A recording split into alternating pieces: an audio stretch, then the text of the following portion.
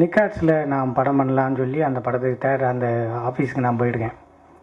அங்கே ஒரு 3 பெட்ரூமில் நான் உள்ளே போயிட்டு உன் கதை ஓகேப்பா அஜித் சொல்லி சக்கரவர்த்தி சொல்லி நான் உள்ளே போயாச்சு. எப்போ நடக்குங்கிறது தெரியாது, நடக்காமலும் போகலாம். ஒரு ரூமை கதை திறந்தால் சிட்டிசன் படம் நடக்குது, இந்த ரூமை திறந்தால் முகவரின்னு ஒரு படம் நடக்குது. இன்னொருத்தர் குறுக்க நடந்து போய்கிட்டே இருக்கார், ரூமுக்குள்ளே உட்கார மாட்டேங்கிறார். இவர் யார் சார்னு கேட்டேன். இவர் தான் சார் முருகதாஸ். அப்படியா, சரி 3வது மாடியில் இருக்கார். இந்த ஆளுக்கு என்ன அஜித் எப்போ டேட் கொடுக்க போகிறாரு, இவர் முடிச்சதுக்கப்புறம் நம்ம வரவங்களையும் பாதி இப்பயே போயிடுச்சு, இது எப்போ படம் பண்ணுறது அப்படின்னு சொல்லி பார்த்துட்டே இருந்தேன். பால்கனி நிற்கையில் கூட தள்ளி விட்டுறாமன்னு பார்த்தேன். சரி ஒரு கை கால் மாட்டு கட்டுக்கிட்டு போகையில் இடையில அஜித்தை கரெக்ட் பண்ணி நம்ம படம் பண்ணிடலாமான்னு. அப்புறமேல் டக்குன்னு வெளியே வருவார், திருப்பி வருவார், எல்லாம் போவார். மறுநாள் காலையில் சக்கரவர்த்தி சார்ட்ட போய் ஒரு கதை சீன் சொல்லுவேன், அதை சொல்லுவேன், இதை சொல்லுவேன், இன்றைக்கி என்ன யோசிச்சேன்பார். அவர் ஒரு 3 சிகரெட் தீர்ற வரைக்கும் சீனாக கேட்பார். என்ன பண்ண இந்த முருகதாஸ் பிச்சுட்டாப்லப்பா, அவர் கதைக்கு நல்லா பண்ணிட்டாருன்னு வெளியே வருவேன். என்னையா எப்போ பார்த்தாலும் இந்த முருகதாஸுங்கிற கேரக்டர் சீன் சொன்னாலும் முன்னாடி வரா, எது சொன்னாலும் முன்னாடி என்னையா அப்படின்னு சொல்லிகிட்டே இருந்தேன். ஒரு நாள் என்ன செஞ்சார், டைரக்டர் ரூமுக்கு உள்ளே போயிட்டு வரும்போது முருகதாஸ்கிட்ட அவர் பேசிகிட்டு இருக்கார். புள்ளி நேற்று ஒரு சீன் சொன்னான், பிச்சுட்டான், நல்லா இருந்துச்சுன்னு அவர் சொன்னார். ஸோ அவருக்கு அவங்கள நேரடியாக சொல்லாமல் சரி ஓகே அப்படின்னு சொல்லி ஒரு சின்ன சந்தோஷப்பட்டேன். சரி இந்த படம் சிட்டிசன் முடிஞ்சு முகவரி முடிஞ்சு அதுக்கப்புறம் நம்ம இப்போ படம் பண்ணுறதுன்னு யோசிச்சுக்கிட்டே இருந்தேன். திடீர்னு ஒரு நாள் ஆஃபீஸுக்கு போனேன், டைரக்டர் காணாம், முருகதாஸை காணாம். அப்போ நம்ம உள்ளே நுழைஞ்சிட்டோம், போயிட்டாயா அப்படின்னு சொல்லிட்டு கீழே இறங்கி ஒரு டீயை குடிச்சு ஒரு டம்மா போட்டு வந்தேன், கிளம்பிட்டேன். போயிட்டேன், அசிஸ்டன்ட் எல்லாம் சொன்னேன், அவங்க படம் இல்லையா, நம்ம தான். என்ன சார் நல்லா யோசிச்சிங்களா, இல்லவே இல்லையா. அப்புறம் இங்கே சார் எங்கேயோ குளோபஸில் துணி எடுக்க போயிருப்பாப்பில்ல, இல்லையா நம்ம தான் அப்படின்னு. அப்படியே பார்த்துட்டே இருந்தேன். 2 நாள் பார்த்தேன், 3 நாள் பார்த்தேன், வரல, கன்ஃபார்ம் ஓகே. சரி இவர்கிட்ட போய் நம்ம சார் அவர் வரல இல்லை சார் நான் தானே சார் அடுத்து அப்படின்னு நம்ம சொல்லலாம்லாம், அதுவும் சொல்ல முடியலை.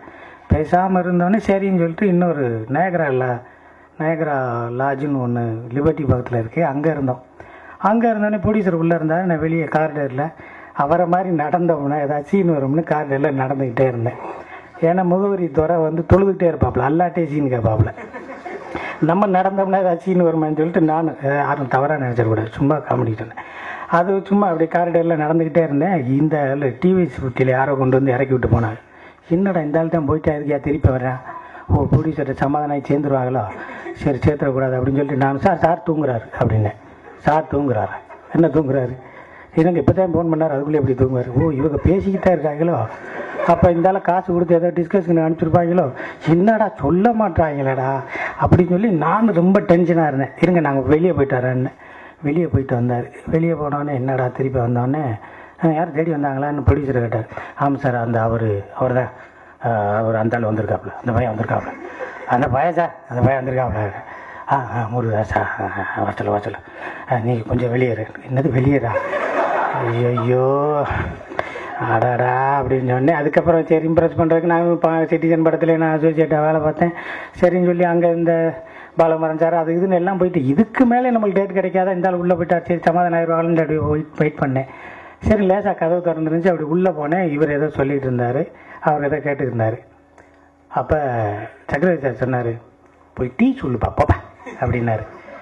சார் அப்படின்னு போயா டீ சொல்லியா, அவர் ரொம்ப சகோதரன் நினைப்பார், இவர் டைரக்டர் வர போகிறாரு, டீ சொல்லியா போயா, டீ தானே சொல்கிறேன், என்ன இந்தியா தமிழ் தானே போ அப்படின்னாரு.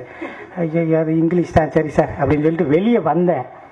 வெளியே வரும்போதும் சொல்கிறேன், அப்பையும் நான் கதவுக்கிட்ட கேட்டேன். முருகதாஸ் அவர்கள் சக்கரவர்த்தி சார்ட்ட சொல்கிறேன், சார் உங்கள் பேனரில் அடுத்து படம் பண்ண போகிறார், இந்த வார்த்தையை எனக்கு தெரியாது, ஆனால் அவர்கிட்ட சொல்லியிருக்காரு, இப்போ உங்கள் பேனரில் படம் பண்ண போகிறாரு, அவரை போய் டீ சொல்லு காப்பி சொல்லுங்கிறீங்க, அதெல்லாம் சொல்லக்கூடாது சார், வருத்தப்படுவாங்க அப்படின்னு. இல்லை ஃப்ரெண்டுங்க உங்களை மாதிரி தான் அவர் ஃப்ரெண்டு, அதெல்லாம் ஓகே, இருந்தாலும் சொல்லக்கூடாது சார். அதுக்கப்புறம் ஒரு நாளுக்கு குர்பானின்னு சொல்லி ஒரு பக்ரீத் அன்னைக்கு நாங்கள் கடைசியாக உட்காந்து பிரியாணி சாப்பிட்டோம் ரமணா கிட்டுக்கு. அப்புறம் அப்போ கூட பிள்ளைன்னு சொல்லலை, இது ஒரு சந்தர்ப்பமாக வரும்னு நினச்சேன், இன்றைக்கி சொன்னேன் நான். ஸோ இந்த அளவுக்கு ஒரு வெற்றி அப்படிங்கிறது சாதாரணமாக என்றைக்குமே வராது. இந்த மாதிரி ஒரு பண்புகள் அடுத்த ஒரு நேசிக்கிற ஒரு விஷயங்கள் இருந்தால் மட்டுமே இந்த இது வரும். எல்லாரும் பற்றி சொன்னேன், நம்மளை பற்றி சொல்ல அப்படின்னு யோகீஸ்வரன் இருப்பார், யோகேஸ்வரன். அவங்க இந்த படத்தில் ரொம்ப நல்லா நடிச்சிருக்காங்க, ரொம்ப நல்லா. நான் பெரிய ஏதோ நடிகை மாதிரி அவங்கள போய் நடிச்சிருக்கேன், அதெல்லாம் ஒன்றும் இல்லை. இந்த படத்தில் நிறையா சீன்ஸ், ஏகப்பட்ட சீன்ஸு. ஒரு சின்ன ஒரு கிராமத்திலே, மேலூர் பக்கத்தில் 18ஆங்குடி கிராமத்திலே ரொம்ப பொருள் செலவு இல்லாமல் ஒரு அழகான ஒரு சின்ன ஃபோட்டோகிராஃபி, அதுக்குள்ளே ஒரு சின்ன கதை, அதுக்குள்ளே ஒரு ஓப்பனிங், ஒரு கிளைமேக்ஸ், ஒரு ப்ரீ கிளைமேக்ஸ், அது இதுன்னு சொல்லி ஒரு படத்துக்கு தேவையான பொழுதுபோக்கு அம்சங்கள் நிறைந்த ஒரு படமாக எடுத்திருக்காங்க. அந்த படத்தில் இவரை சார்ந்த ஒரு 3 பேர் எல்லாம் பார்த்துருக்காங்க.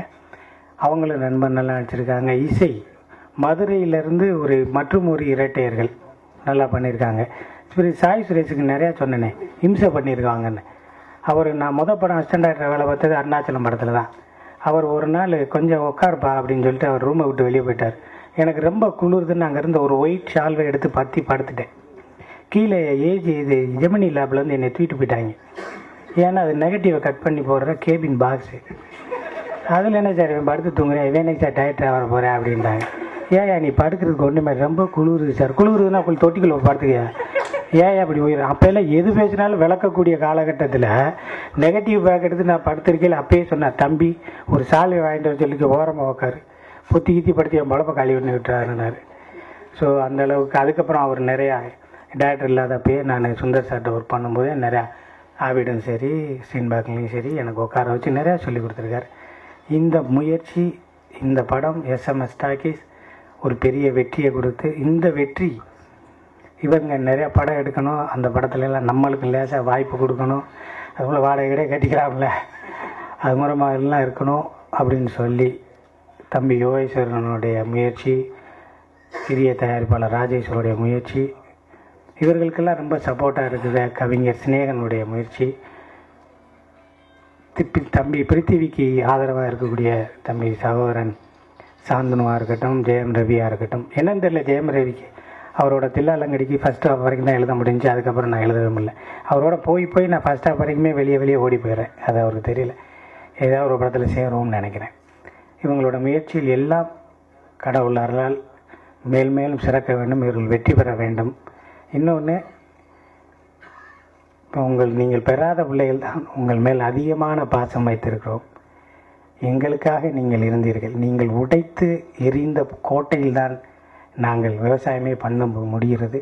நீங்கள் இல்லாமல் நாங்கள் இல்லை. அதற்கு மூல காரணம் நீங்கள் தான். நீங்கள் ஊற்றி வச்ச உரமோர் தான் நல்ல தயிராக இருக்குது. நீங்கள் அந்த காலகட்டத்தில் அவ்வளோ தூரம் தமிழ் சினிமாவை திறந்து விடலைன்னா இன்றைக்கி இருக்க வெற்றி யாருமே பண்ண முடியாது. அது நீங்கள் மட்டும்தான். இல்லை அவர் வராட்டி வேற ஒருத்தர், இல்லை அவர் வந்தால் அது அவர் வரணும்னு ஒரு நியதி இருந்தது. அதனால் உங்களுடைய கண்டிப்பான பலர், நிறைய பேர் அப்படி இருப்பாங்க, சில பேர் அப்படி இருப்பாங்க, பல பேர் அப்படி இருக்க மாட்டாங்க. உங்களை ரெண்டுமே என்றைக்குமே நாங்கள் நேசிக்கிறோம்னு இந்த சந்தர்ப்பத்தில் சொல்லிட்டு விடைபெறேன். நன்றி, வணக்கம்.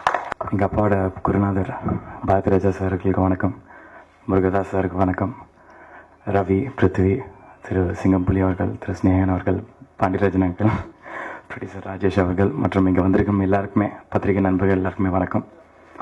நான் முக்கியமாக இங்கே வந்ததுக்கு ஒரே காரணம் பிருத்வி தான். எனக்கு பிரதர் தான் நான் சொல்லுவேன். நான் 2 பேருமே சின்ன வயசுலேருந்து எனக்கு ரொம்ப பழக்கம் பிருத்வி. நாங்கள் சினிமாவுக்கு வரதுக்கு முன்னாடியே நடிகர் சங்கமில் டான்ஸ் ஒன்றா பழகி நிறைய சினிமா பற்றி பேசி இப்படிலாம் இருந்திருக்கோம். நாங்கள் எனக்கு என்னென்னா பிருத்வியோட அப்பா ரொம்ப ஒரு பேர் வாங்கின ஒரு டைரக்டர், ரொம்ப பெரிய டைரக்டர் பாண்டியராஜன் அங்கிள். எங்கள் அப்பா நல்ல பேர் வாங்கின டைரக்டர். பட் எங்கள் 2 பேருக்குமே என்னென்னா ஒரு என்ட்ரி இந்த இண்டஸ்ட்ரியில் ரொம்ப ஈஸியாக கிடச்சிது.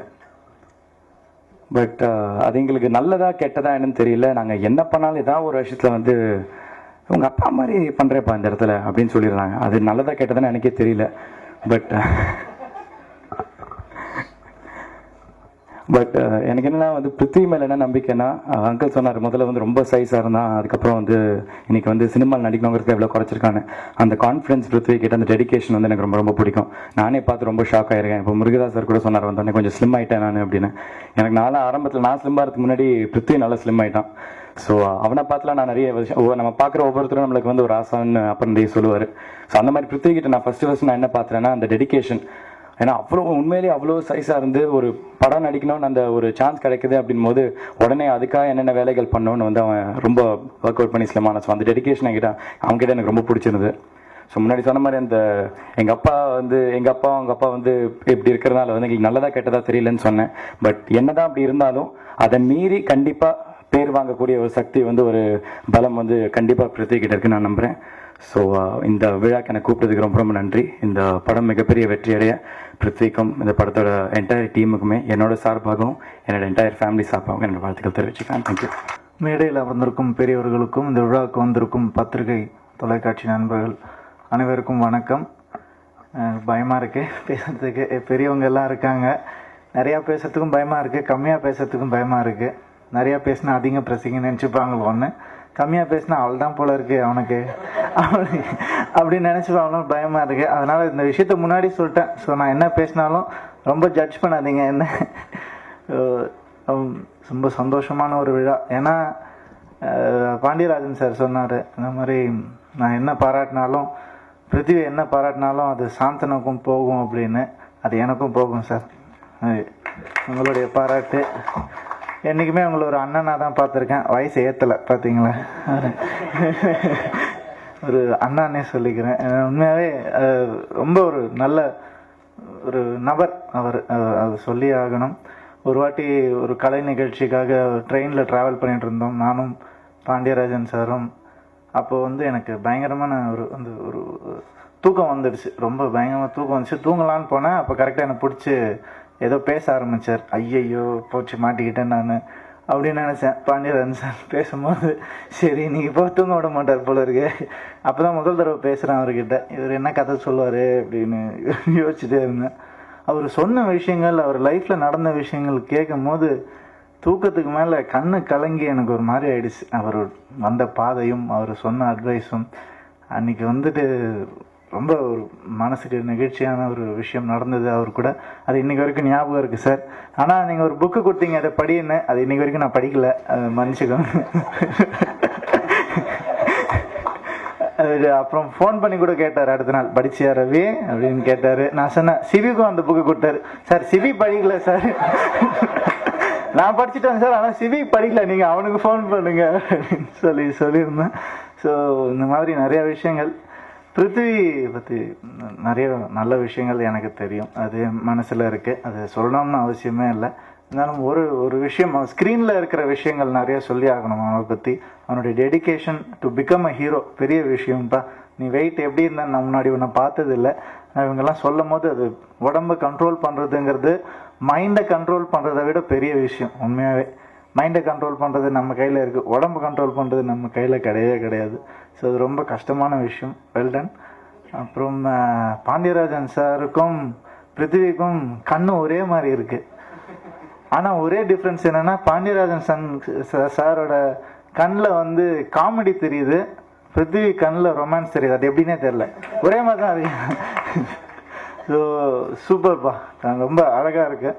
பாரதிராஜா சார் பற்றி என்ன சொல்கிறதுன்னு தெரியல. அவர் ஒரே ஒரு வார்த்தை என்னை பார்த்து ஒரு விஷயம் சொல்லியிருக்காரு. அவரும் இந்த மாதிரி அவர்கிட்டயே மாட்டிக்கிட்டோம் ஒரு நாள்.